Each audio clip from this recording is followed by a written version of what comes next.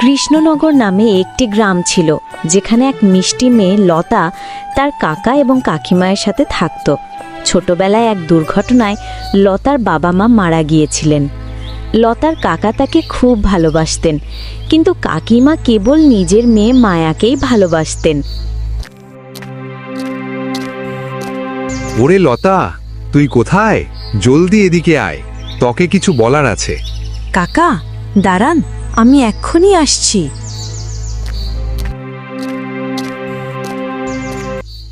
লতা বেটি, তোর জন্য একটা দারুণ খবর আছে। আমি তোর খুব পছন্দের শাড়ি এনেছি।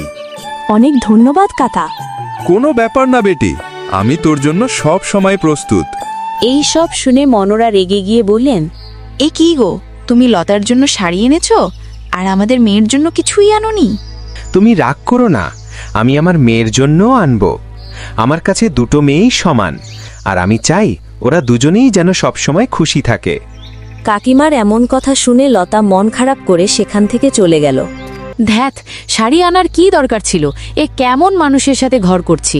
দাদা আর বৌদি তো আমাদের ওপরই বোঝা চাপিয়ে চলে গেল, আর এখন সব আমাদেরই সামলাতে হচ্ছে। ওগো, এমন কথা বলো না। ও আমাদের মেয়ের মতোই তো। কি হয়েছে যদি আমরা তাকে জন্ম না দিয়ে থাকি? তুমি তো শুধু লতার চিন্তা করো, আমাদের মেয়ের চিন্তা করো না। আমার তো শুধু আমার মেয়েরই চিন্তা। এই বলে কাকিমা সেখান থেকে চলে গেলেন। লতা কাকিমার সব কথা অগ্রাহ্য করে তার কাছে গেল। কাকিমা, আমি কি আপনাকে কোনো কাজে সাহায্য করতে পারি? কাকিমা মনে মনে ভাবলেন এবং বললেন, ঠিক আছে লতা, যদি তুই সত্যিই সাহায্য করতে চাস তাহলে ঘরটা ভালো করে পরিষ্কার করে দে। ঠিক আছে কাকিমা, আমি এখনই করে দিচ্ছি। এরপর কাকিমা লতাকে কাজ দিয়ে সেখান থেকে চলে গেলেন। কিছুক্ষণ পর কাকিমা বাইরে থেকে ফিরে এসে দেখলেন লতা কাজ তো করছিল, কিন্তু খুব ধীরে ধীরে। তোর কাজ করতে ইচ্ছে নেই তো কেন বললি যে পারবি? কাকিমা, আমি তো ঠিকঠাকই করছিলাম, আপনি রাগ করবেন না। তুই কোনো কাজেরই না, তুই আমাদের উপর একটা বোঝা। এই কথা শুনে লতা খুব দুঃখ পেল এবং নিজের ঘরে চলে গেল।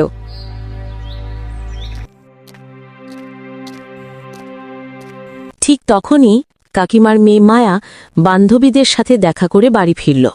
ওরে মা, তুই এসে গেছিস? যা, হাত মুখ ধুয়ে আয়, আমি তোর পছন্দের জলখাবার বানিয়েছি। হ্যাঁ মা, কিন্তু দিদি কোথায়? তোকে যেটা বলেছি সেটা কর, অন্যের কথা জানতে চাওয়া জরুরি নয়। লতা এই কথা শুনতে পেল এবং আরও বেশি মনমরা হয়ে গেল। এরপর মায়া আর তার মা জলখাবার খেতে রান্নাঘরে গেলেন। মা, আমার কিছু টাকা লাগবে, বাবার কাছ থেকে চেয়ে দাও না। তোর বাবা তো শুধু তার ভাইয়ের মেয়েকেই সব দেন, তোকে তো কিছুই দেন না। দাঁড়া, আমি কথা বলবো তার সাথে। ও মা, যদি তুমি বাবাকে বলো যে আমার টাকা চাই, বাবা হয়তো দেবেন না। তার চেয়ে তুমি বলো যে দিদির লাগবে। ঠিক আছে বেটি, দেখছি কি করা যায়। এই বলে মায়ার মা লতাকে ডাকতে লাগলেন। হ্যাঁ কাকিমা, বলুন, আপনার কিছু চাই? কিছু দিতে তো পারিস না, কিন্তু কথা বলিস অনেক বড় বড়। কি হয়েছে কাকিমা? তোর কাকার কাছ থেকে কিছু টাকা এনে দে, বলবি যে তোর লাগবে। কিন্তু কাকিমা, কাকার কাছে আমি কি বলবো? আমার তো কিছু লাগবে না। বেশি কথা বলিস না, যা বলেছি তাই কর, আমার মেয়ে চেয়েছে। ঠিক আছে কাকিমা, আমি কাকাকে বলছি। এই কথাগুলো শুনে লতা ভয়ে ভয়ে কাকার কাছে চলে গেল। কিরে মা, বল কি হয়েছে? লতার খারাপ লাগছিল, সে তার কাকার কাছে মিথ্যে বলতে চায়নি, কিন্তু যদি সে এমনটা না করে তাহলে কাকিমা তাকে আরও খারাপ কথা বলবেন। কাকা, আমার শরীরটা একটু ভালো নেই, আমি ভাবছিলাম বৈদ্যজির কাছে যাব। আপনি কি আমাকে কিছু টাকা দিতে পারেন? কেন নয় লতা বেটি, আমি তোকে এখনই দিচ্ছি। কাকা এই বলে লতাকে টাকা দিলেন। ধন্যবাদ কাকা, আমাকে টাকা দেওয়ার জন্য। লতা মন খারাপ করা মুখ নিয়ে ধীরে ধীরে কাকিমা এবং তার বোন মায়ার কাছে এলো। কাকিমা, আপনি যেটা বলেছিলেন সেটা আমি এনেছি। দে আমাকে টাকাটা।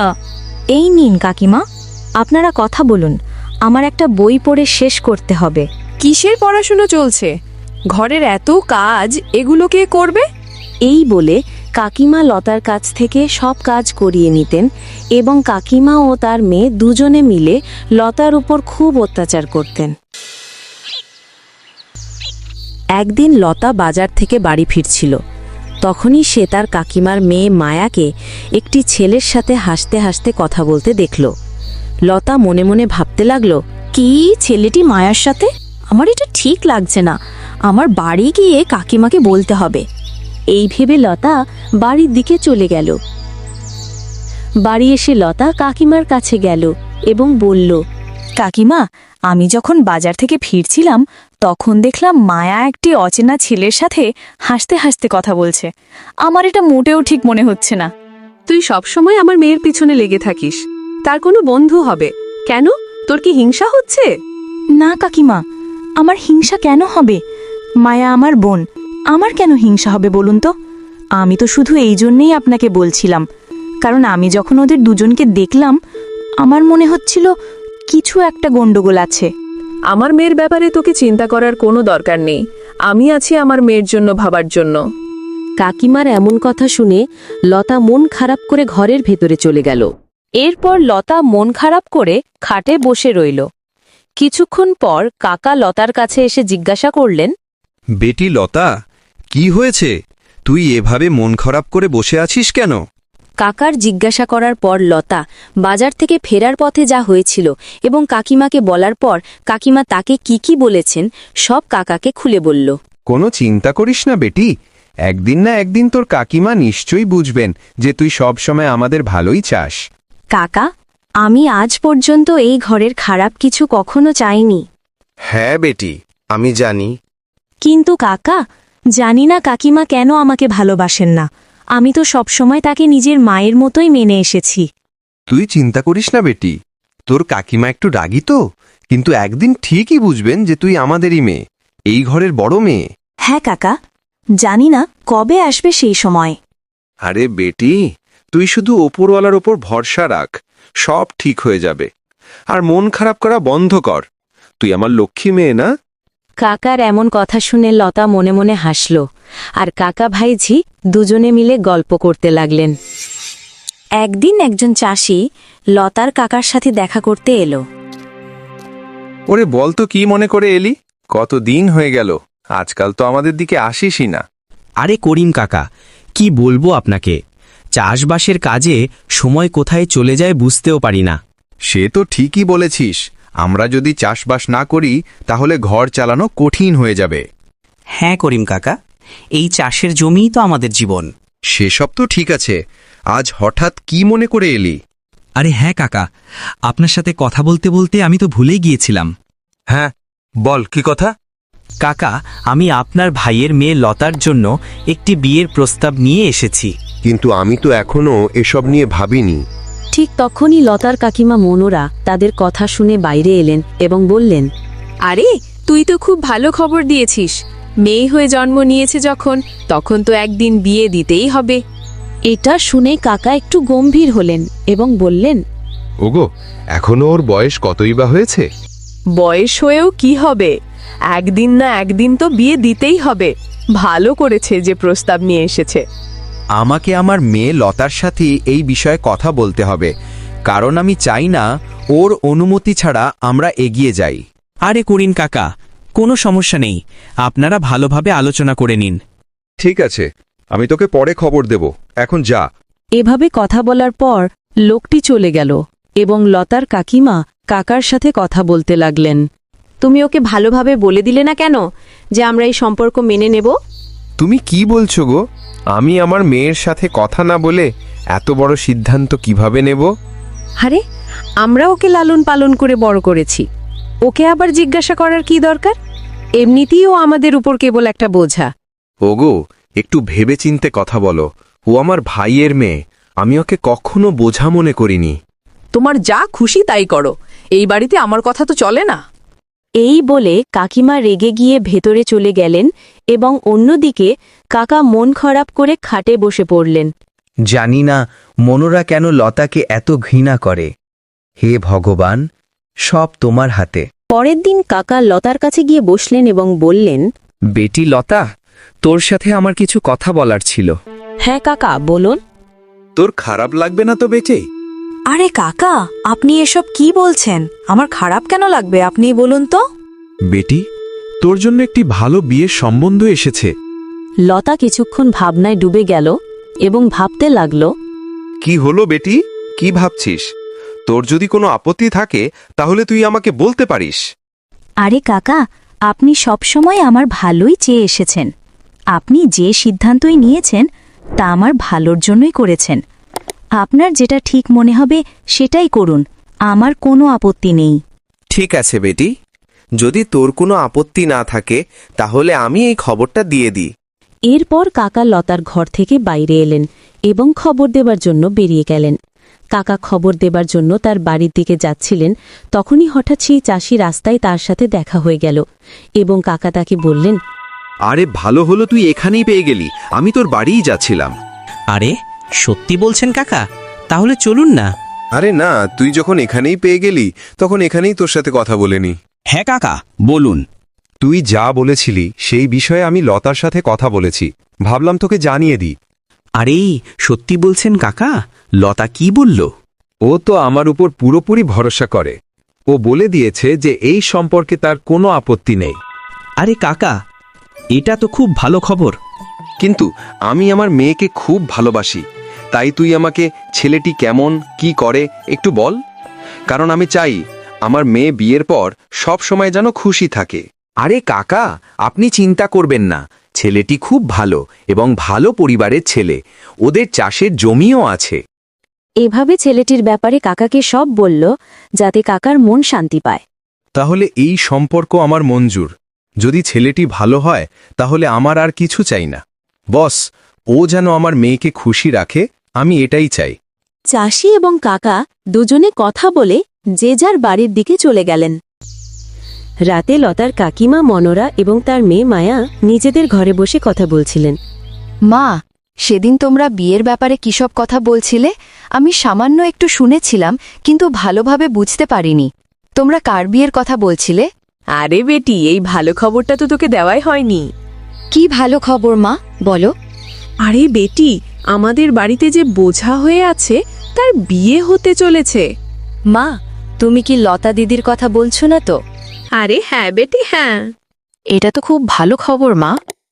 আরে হ্যাঁ বেটি, অন্তত আমরা একটু শান্তির নিঃশ্বাস নিতে পারবো, নয়তো তোর বাবা তো কেবল লতা লতা করতে থাকে।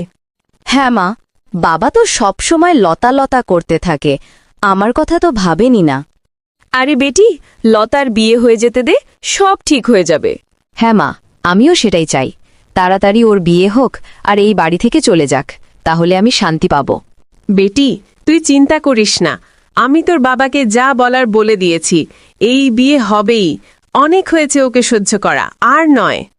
হ্যাঁ মা, জানি না ওর মধ্যে এমন কি আছে যে বাবা আমাকেও বেশি ওকে ভালোবাসেন। একবার ওর বিয়েটা হয়ে যেতে দে বেটি, সব ঠিক হয়ে যাবে, আর তোর বাবা তোকে খুব ভালোবাসতে শুরু করবেন। হ্যাঁ মা, আমিও সেটাই চাই। এভাবেই লতার বিয়ের ব্যাপারে কথা বলে দুজনে খুশি হচ্ছিল। পরের দিন কাকা লতার বিয়ের কথা বলার জন্য পুরোহিত মশাইয়ের সাথে দেখা করতে গেলেন। আরে করিম, অনেক দিন পর এলি, সব ঠিক আছে তো? আরে না পুরোহিত মশাই, তেমন কোনো সমস্যার কথা নয়। ও করিম, তাহলে ঠিক আছে। পুরোহিত মশাই, আমার ভাইয়ের মেয়ে লতার বিয়ের ব্যাপারে আপনার সাথে কিছু কথা বলার ছিল। আরে হ্যাঁ করিম, বল।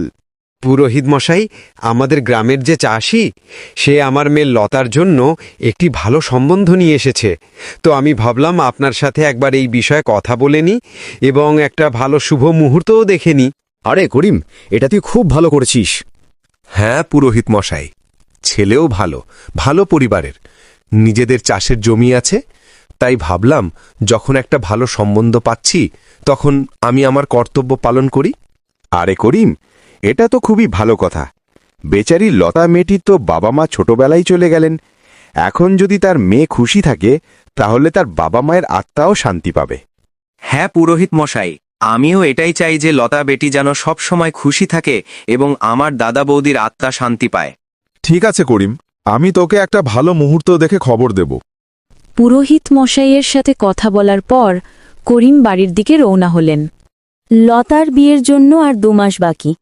ঠিক তখনই কাকিমার নিজের মেয়ে মায়া সেই ছেলেটির সাথে পালিয়ে গিয়ে বিয়ে করে নিল, যার সাথে লতা তাকে রাস্তায় হাসতে হাসতে কথা বলতে দেখেছিল। হে গো, আমাদের মেয়ে কি করলো? আমরা ওকে এত ভালোবাসতাম, ওকে নিয়ে কত স্বপ্ন দেখেছিলাম, ও একবারও আমাদের কথা ভাবলো না। দেখেছ, আমি তোমাকে বলেছিলাম যে এত অহংকার ভালো নয়। তুমি লতাকে এত খারাপ কথা বলতে, তবুও সে সব সময় আমাদের পরিবারের সম্মান মর্যাদার কথাই ভেবেছে। আমি ওর জন্য যে সিদ্ধান্তই নিয়েছি সে তাতেই খুশি হয়েছে, কিন্তু আমাদের নিজের মেয়ে একবারও আমাদের কথা ভাবল না। তুমি ঠিক বলেছ, আমাদের নিজের মেয়ে আমাদের কথা একবারও ভাবল না। যদি ভাবতো তাহলে আজ আমাদের এই দিন দেখতে হতো না। কিন্তু অন্যদিকে আমি লতাকে এত ঘৃণা করেছি, অথচ ও আজ পর্যন্ত অভিযোগ করার একটিও সুযোগ দেয়নি। আমি আমার অহংকারে অন্ধ হয়ে গিয়েছিলাম। সেই জন্যেই আমি সব সময় তোমাকে বলতাম যে 2 মেয়েকে সমান চোখে দেখো, কিন্তু তুমি লতা বেটিকে সবসময় ঘৃণার চোখে দেখেছ। কখনো তাকে মায়ের ভালোবাসা দেওয়ার কথা ভাবনি, অথচ বেচারি লতা বেটি সব সময় তোমাকে নিজের মায়ের মতোই মেনে এসেছে। হে গো, তুমি আমাকে ক্ষমা করে দাও। আমার খুব বড় ভুল হয়ে গেছে, আর আমি আমার ভুল বুঝতেও পারছি। আরে ওগো, লতা বেটির মন খুব পরিষ্কার, ও তোমাকে নিশ্চয়ই ক্ষমা করবে। আমি লতার উপর এত অত্যাচার করেছি, এত খারাপ কথা বলেছি, ও কি আমাকে ক্ষমা করবে? আরে বললাম না, লতা বেটির মন খুব পরিষ্কার, ও তোমাকে নিশ্চয়ই ক্ষমা করবে। হ্যাঁ, আমি লতার কাছে যাব এবং ওর কাছে ক্ষমা চাইব, আর এখন থেকে আমি লতাকে নিজের মেয়ের মতোই ভালোবাসব। হ্যাঁ ওগো, যা হয়েছে তা হয়েছে। আমাদের মেয়ে তো আমাদের কথা ভাবল না, কিন্তু লতা সবসময় আমাদের কথাই ভেবেছে। এখন অতীত ভুলে আমাদের এগিয়ে যেতে হবে এবং 2 মাস পর লতার বিয়ে, তারও প্রস্তুতি নিতে হবে। হ্যাঁ গো, এখন যা কিছু লতাকে নিয়েই, ওর বিয়ে ভালোভাবে করাবো। আর এখন আমি ওর কাছে যাই এবং ওর কাছে ক্ষমা চাই। আমার বিশ্বাস লতা বেটি আমাকে ক্ষমা করে দেবে। এরপর কাকিমা লতার ঘরে চলে গেলেন। বেটি লতা, আমি আজ পর্যন্ত তোর ওপর অনেক অত্যাচার করেছি, অনেক খারাপ কথা বলেছি। তুই কি আমাকে ক্ষমা করতে পারিস বেটি? আরে কাকিমা, আপনি এসব কি বলছেন? আমি সেসব কবেই ভুলে গেছি। আর আমি আপনাকে সবসময় নিজের মায়ের মতোই মেনে এসেছি। আমার ওপর আপনার পুরো অধিকার আছে। কিন্তু লতা বেটি, আমি তোকে খুব খারাপ কথা বলেছিলাম, তার জন্য আমাকে ক্ষমা করে দিস। আর এখন থেকে তুই আমার মেয়ে। হ্যাঁ কাকিমা, আমি আপনারই মেয়ে। হ্যাঁ বেটি, 2 মাস পর তোর বিয়ে। আমরা তোর বিয়ে খুব ভালোভাবে করাবো। আপনারা আমার বিয়ে যেমন খুশি করান, আমার শুধু আপনার আর কাকার আশীর্বাদ চাই। তুই তো খুব বুঝদার হয়ে গেছিস বেটি, শুধু তোকে বুঝতে আমারই একটু দেরি হয়ে গেল। কাকিমার এমন কথা শুনে লতা খুশি হলো এবং এভাবেই 3 জন পুরনো কথা ভুলে গিয়ে লতার বিয়ের প্রস্তুতিতে লেগে গেলেন এবং সবাই সুখে শান্তিতে থাকতে লাগলেন।